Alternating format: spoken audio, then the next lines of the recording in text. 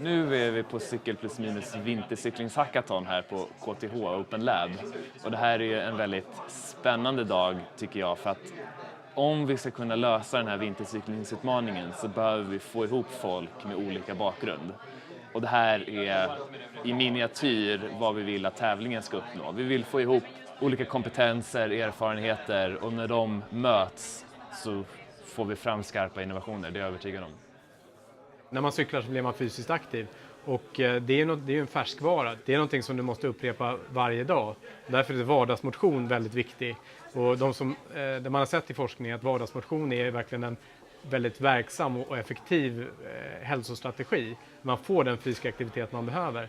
Och den måste också fortsätta in på vintern. Att slutar man så lägger man på sig en ny årsring runt midjan som man kanske inte blir av med nästa år, eller att man tappar lite, hjärtat får inte samma träning och så vidare.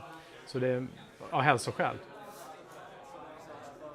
Som entreprenör så vill vi alltid veta hur vi kan utveckla infrastrukturen för bilar, cyklister, gående, alla trafikslag. Och jag tror att idag kommer det fram många roliga och bra användbara idéer som vi kan använda i vårt arbete.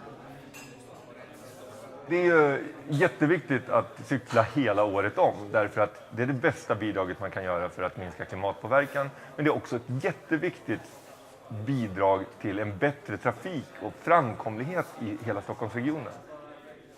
Jag kan tänka mig att innovation kan både handla om att hitta smarta sätt att öka komforten, hitta smarta sätt att förbättra vinterunderhållet, men också hitta smarta sätt att inspirera människor att vilja cykla på vintern. Alltså lite nudging och lite sätt att bryta fördomen att cykeln är en sommarhalvårstransport.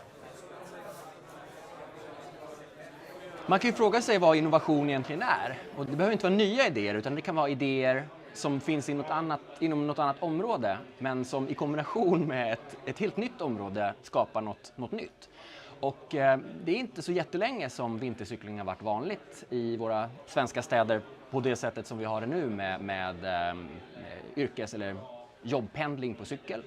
Och då krävs det en hel del nya tekniker, både hur man vinterunderhåller vägarna, hur cyklarna behöver vara utrustade, vilka typer av kläder man ska ha, och man behöver anpassa trafikplaneringen och trafiksignaler och så vidare.